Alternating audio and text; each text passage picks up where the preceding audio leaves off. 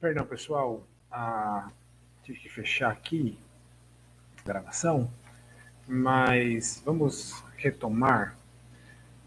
Estávamos falando, argumentando em prol do fato de que a Bíblia hebraica classifica o livro de Daniel como pertencendo à seção dos escritos e não dos profetas, pelas razões que nós já falamos no livro. Não no livro, mas no vídeo passado, né? Bom, o livro de Daniel é um livro muito interessante que nos desperta, por assim dizer, uma curiosidade tremenda. E essa curiosidade tremenda, ela surge em nós por causa do caráter apocalíptico desse livro, né? E também por causa das visões sobrenaturais que o profeta recebe, ou até mesmo da forma que ele é usado para revelar sonhos, para revelar ali a inscrição do dedo e etc. Né? Por causa então desses eventos, nós somos facilmente persuadidos ou é despertado em nós uma curiosidade tremenda em relação a esses livros ou a esse livro, para entender o que cada ponto, o que cada evento sobrenatural, né, significa. E por causa disso, esse livro ele tem sido objeto, bastante objeto, de lições, né, de escola dominical, por exemplo. Só que nas nossas aulas de escola dominicais, os irmãos me corrijam se eu estiver errado, principalmente no meu tempo, não sei se acontece na igreja de vocês, mas na minha igreja acontece, né? Embora a gente já tenha estudado o livro inteiro de Daniel aqui na igreja, mas em diversas oportunidades nós começamos a estudar o livro de Daniel, até o capítulo 7. Depois que o livro começa a falar daqueles eventos apocalípticos de difícil interpretação, as pessoas deixam essa sessão de lado, falam que essa parte aí é uma sessão exclusiva do trabalho dos teólogos, né? É ou não é verdade?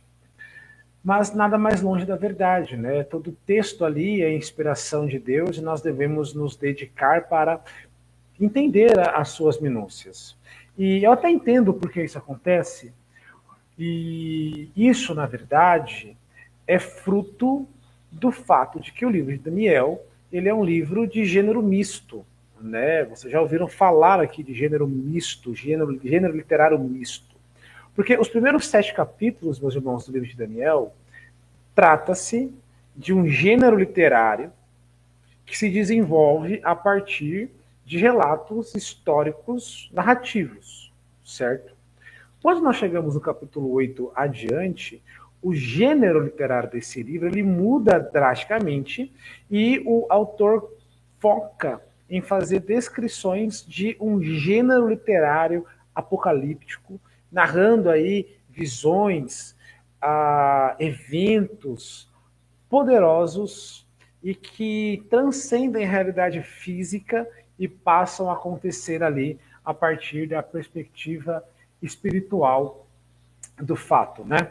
E esse livro, ele tem uma mensagem teológica bastante pungente, que é a mensagem teológica que nos fala algo a respeito da ressurreição dos mortos e fala também que o senhorio de Jesus Cristo, o senhorio de Deus, ele é absoluto.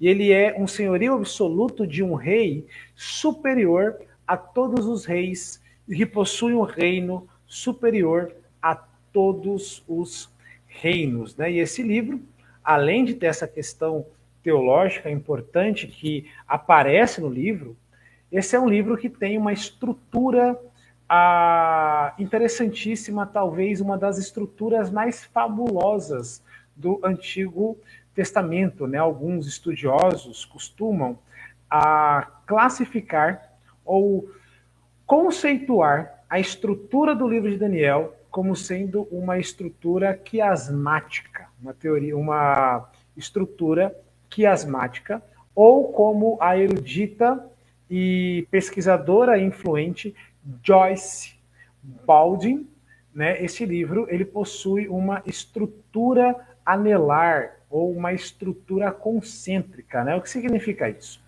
Uma estrutura anelar ou uma estrutura concêntrica é uma estrutura que diz, meus irmãos, que dentro desse livro os primeiros capítulos estão espelhando os últimos capítulos e os últimos capítulos estão espelhando ou correspondem aos primeiros capítulos, sendo que o ponto central da estrutura comporta a sua mensagem mais importante. Joyce Baldwin, ela utilizou essa figura da concentricidade, que é bem ilustrada pela questão dos anéis, né, para mostrar que, na verdade, os episódios narrados no livro de Daniel não estão organizados logicamente de forma linear e cronológica, tá?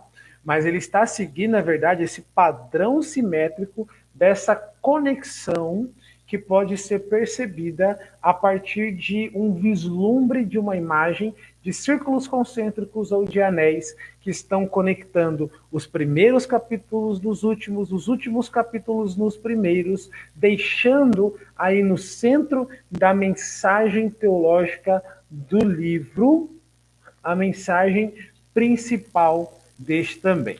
Por exemplo, segundo Joyce Baldwin, o livro de Daniel ele está estruturado dessa forma. Olha só que coisa mais bonita, né? Eu estou apresentando essa perspectiva para vocês porque eu concordo um pouco com ela. Geralmente eu a utilizo juntamente com outras visões que eu não terei tempo aqui para compartilhar com os irmãos, para minha leitura do livro de Daniel, para as minhas pregações, para as minhas aulas, para os meus estudos acerca desse livro. E essa estrutura anelar, né, ou estrutura concêntrica, ela se encontra dessa seguinte forma. Nós temos aí os primeiros capítulos, né, de A a E sendo apresentado. Então, nós começamos aí com a introdução no capítulo 1, onde nós temos uma situação de Daniel, ou o autor procura situar, melhor dizendo, né, Daniel e seus companheiros na corte babilônica, ou seja, Daniel e os três jovens, né, Mesaque, Sadraque e Abidnego, tá bom? Nós encontramos também ali no capítulo 2 a primeira série de visões da corte, onde Daniel interpreta os sonhos de Nabucodonosor sobre as 4 nações que se levantariam. Nós vamos falar aí um pouco sobre essas nações, que é a nação babilônica, a nação medo-persa, a nação grega e a nação romana, que aparece ali nos sonhos de Nabucodonosor. Depois ali na letra C, nós temos o capítulo 3, onde Deus prova a sua fidelidade em meio à perseguição, onde os 3 jovens são lançados na fornalha ardente e o anjo do Senhor, a segunda pessoa da Trindade, né, se coloca junto com eles para livrá-los. No D, no capítulo 4, nós temos o julgamento de um rei orgulhoso, a loucura de Nabucodonosor. E na parte E, aqui no capítulo 5, tá, nós encontramos o ponto central da narrativa, que é a queda de Belsazar e também a queda do reino babilônico, que deu lugar agora ao reino dos medos e dos persas, onde nós encontramos já ali no capítulo 6 um paralelo temático com o capítulo 4, onde nós nos deparamos com o rei orgulhoso, o rei Dario, que também é um rei orgulhoso, e nós mostramos a forma que Deus lida com esse rei orgulhoso, como Deus traz o julgamento dele contra esse rei orgulhoso.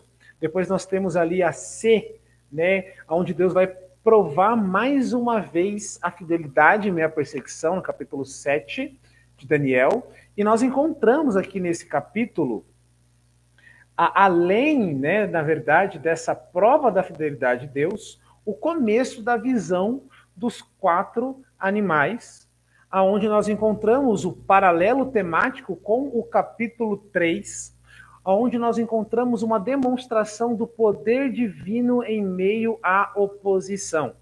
E aqui na parte B do capítulo 8 até uma parte do capítulo 12, visões sobre os impérios futuros e o fim dos tempos, que faz ali um paralelo com Daniel 2, fazendo uma expansão da perspectiva profética. E o capítulo 12 nós temos a conclusão do livro, onde nós temos a promessa de ressurreição e o futuro de Daniel. Uma vez que a gente olha para essa estrutura, meus irmãos, estuda o livro considerando-as, comparando-as, nós fazemos a nossa leitura tendo isso em vista, nós seremos muito enriquecidos e teremos uma visão mais ampla, mais macro desse livro, que é um livro assim fenomenal. Para quem gosta de escatologia como eu, é um livro fenomenal. Mas como o nosso tempo está curto, nós temos aqui também, né, a mensagem teológica do livro, que procura mostrar para a gente que Deus é o Deus soberano e ele prevalece e no fim ele suplantará o mal e irá libertar o seu povo de uma vez por todas. Quais são as discussões acadêmicas em torno do livro de Daniel? São as questões da datação, porque Daniel ele foi tão usado por Deus que as suas profecias anteciparam a ascensão de reinos, a queda de reinos, né? A divisão ali do Império Grego e como as suas profecias vão se cumprindo, parte no período macabaico, depois também no ministério de Cristo, de maneira bastante assertiva. Por causa disso, então, muitos estudiosos têm olhado para esses eventos e têm dito que não é possível que o livro de Daniel tenha sido escrito do período exílico, do período onde um homem que ainda estava vivendo no período babilônico conseguisse ter informações tão precisas de eventos futuros, de eventos longínquos como Daniel fez. Então, partindo dessa premissa, desses pressupostos de incredulidade, esses teólogos e esses estudiosos têm dito que a datação de Daniel é uma data pós-exílica de alguém que conseguiu testemunhar todos esses eventos, então passou a descrevê-los de maneira histórica, porque caso contrário, isso só seria possível por meio de algo sobrenatural. E como o sobrenatural é uma violação das leis naturais, para essas pessoas que são incrédulas, isso não pode acontecer. E como é que nós conseguimos partir do livro de Daniel para nossa guinada rumo ao Novo Testamento? Considerando ali as 70 semanas da sua profecia, e aqui nós teremos pano para muita manga, embora o nosso tempo esteja demasiadamente curto, tá certo? Vamos fazer aqui a análise panorâmica do livro. O livro de Daniel significa, no hebraico, Sefer Daniel, né, que significa o livro de Daniel mesmo, né? O livro de Daniel recebe o mesmo nome em hebraico, em grego, em latim, em inglês, em português, ou seja, todas as versões conservam aí, né, a origem do título original. E esse livro, como eu já adiantei para os irmãos, ele é um livro de gênero misto. Parte do livro se desenvolve a partir do gênero histórico narrativo, até por isso nós encontramos já uma justificativa para o livro ser colocado dentro da seção dos históricos e não dos profetas, né?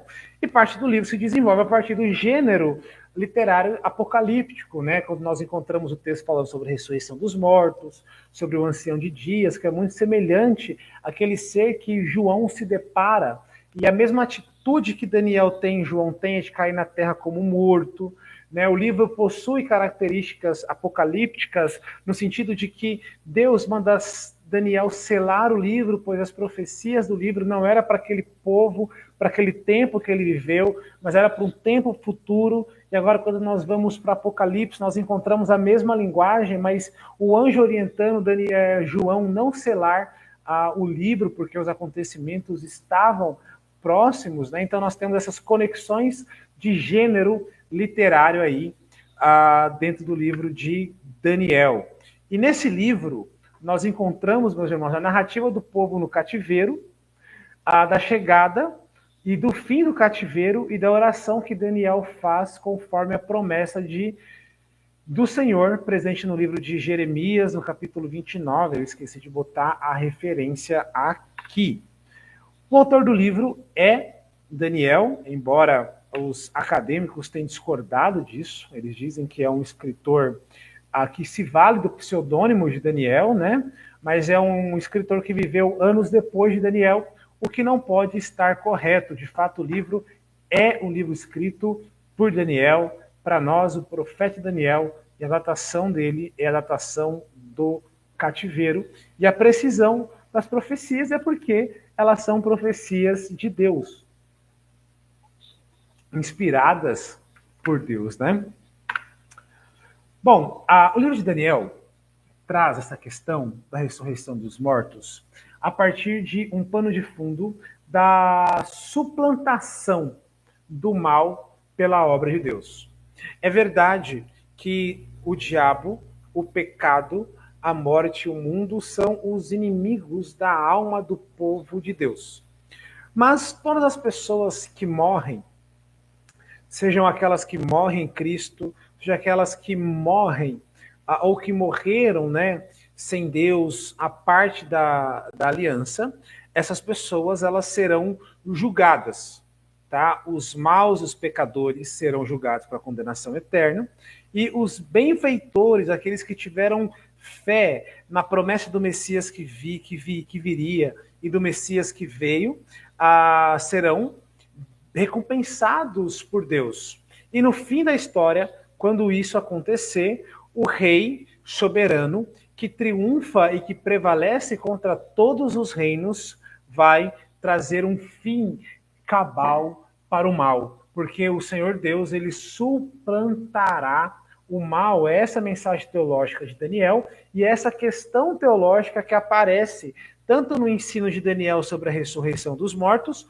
como também da apresentação do senhorio absoluto do Senhor e desse reinado soberano que é perene, que passa ao passo que todos os reinos caem, esse reino continua a se expandir, esse reino é um reino eterno, né? E diferente aí de muitas escatologias, a ressurreição dos mortos, conforme descrita por Daniel, vai acontecer em um único evento.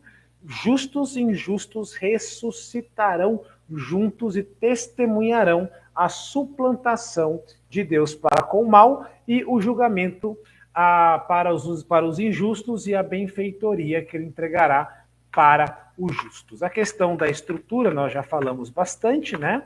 Até por isso eu deixei ela aqui nessas cores, nós não vamos falar sobre ela. A mensagem teológica já apresentei para os irmãos. E como nós conseguimos, então, partir daqui para o Novo Testamento e ver a forma que Deus vai suplantar o mal e vai libertar o seu povo? Para isso, nós precisamos recorrer à questão das 70 semanas. E eu procurei aqui apresentar para os irmãos essa pequena tabela, né, de como é possível interpretar essas 70 semanas, até porque existem muitas discussões, meus irmãos, acerca de quando essas semanas aí elas se cumprem, né? Sobre que eventos elas estão falando. Lembrando que ali na visão dos reinos,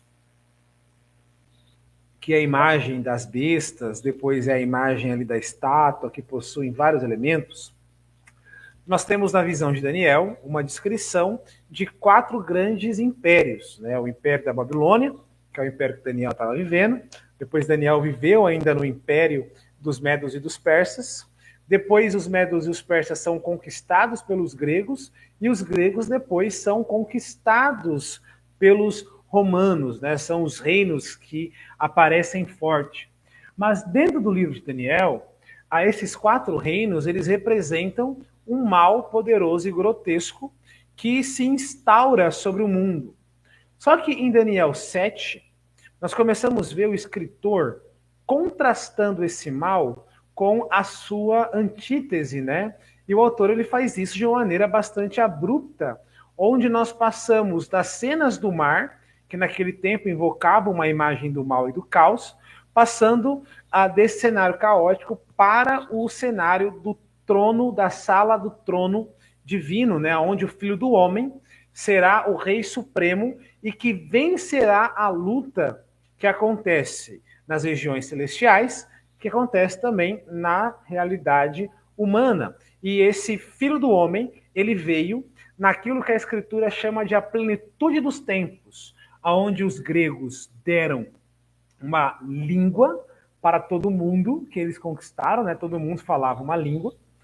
Os judeus que foram levados cativos para a Babilônia e que estavam ali na Pérsia, eles começaram a se multiplicar, começaram a se espalhar pelo mundo e levaram por meio da diáspora a esperança messiânica, a promessa messiânica, as profecias de que o Messias viria. Então, várias partes do mundo já estavam familiarizados com essa profecia. Eles criaram sinagogas para ensinar a lei, para cultivar o ensino da chegada desse Messias, né? Os gregos então dominam todo mundo, dão a eles uma língua, e os romanos então acabam criando estradas que ligavam o mundo inteiro.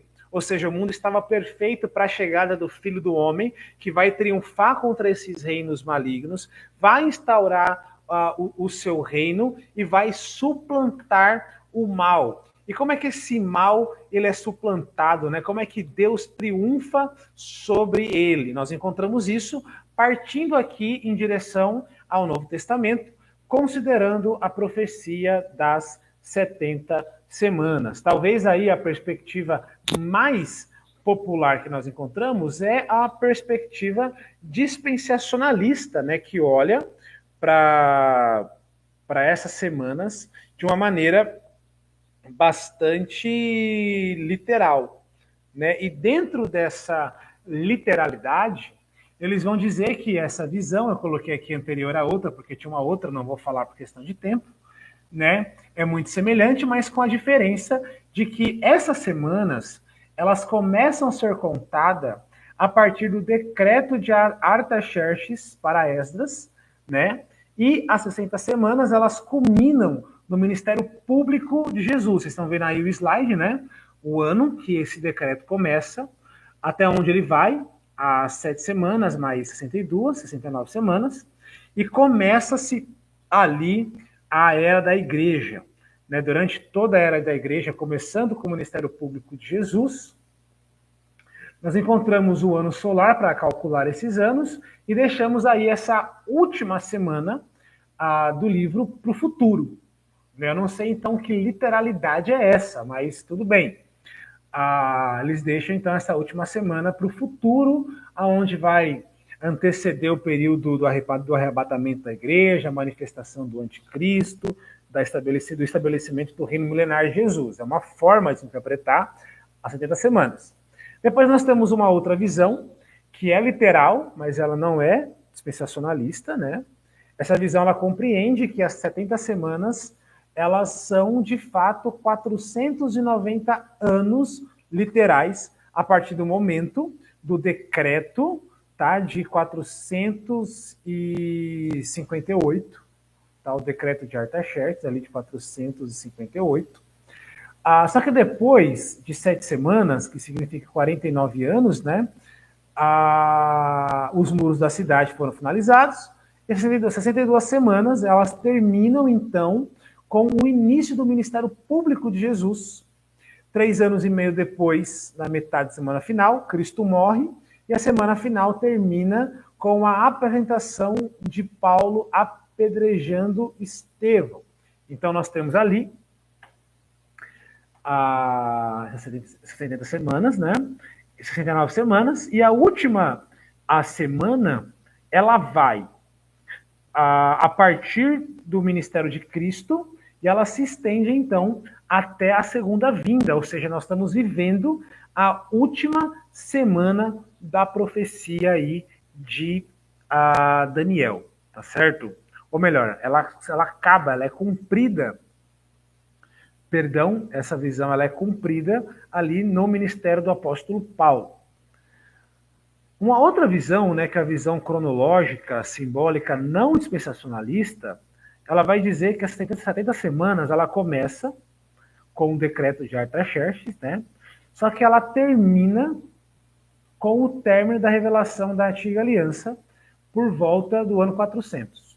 Tá? Então nós temos ali as 7 semanas. As outras 62 semanas, elas vão terminar com Cristo. E a última semana, ela é dividida em duas metades. Os primeiros 3 anos e meio levam até a morte de Cristo, enquanto os outros 3 anos e meio seguintes descrevem a era presente até a destruição do anticristo na consumação dos séculos, que é essa visão aqui do item D, tá?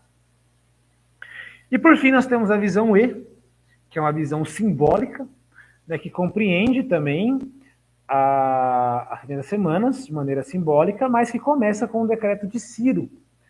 As 70 semanas elas terminam com o término, as 7 semanas, né, termina com o término da construção do templo, sobre Esdras e Neemias, e as demais 62 semanas elas vão até a Cristo, de modo que a última semana descreve o ministério de Cristo, embora a destruição do templo e da cidade aconteça em 70, elas acontecem depois da última semana e são resultados do ministério de Cristo e por isso são descritos em conexão com a sua morte. Essa última visão, a visão E, é a visão que eu subscrevo e eu creio que é a melhor visão para a gente interpretar as 70 semanas. Elas começam com o decreto de Ciro, tá? As 7 primeiras semanas concluem-se com a construção do templo. As 62 semanas posteriores vão até Cristo, de modo que a última semana descreve o seu ministério, tá? Embora a destruição do templo aconteça só em 70, ela acontece depois da última semana, mas a destruição do templo, meus irmãos, ela está conectada ao ministério da morte de Cristo e ela é, na verdade, um resultado da sua morte. Por quê? É nela que nós encontramos a transição da aliança. Quando o templo é destruído novamente, é como se Deus, pela morte de Cristo, estivesse rompendo com a antiga aliança por causa da infidelidade do povo. O povo foi adúltero contra Deus. Deus então deu a carta de divórcio a eles e destruiu o templo. Ele aceita então a obra de Cristo e firma uma nova aliança. Essa aliança é firmada a partir do sangue de Cristo e começa então uma nova era, uma nova aliança plenamente efetiva, que também é o cumprimento da profecia de Jeremias, tá certo? E é justamente aqui que nós entramos no Novo Testamento. A profecia de Daniel se cumpre na pessoa de Cristo. E na pessoa de Cristo começa uma nova dispensação, uma nova aliança, aonde o povo está num relacionamento muito superior a que o povo de Israel estivera, e Deus colocou o seu nome no seu povo. O seu povo agora é o templo que Deus habita. E é por isso, então, que nós estamos caminhando com ele rumo a Canaã celestial.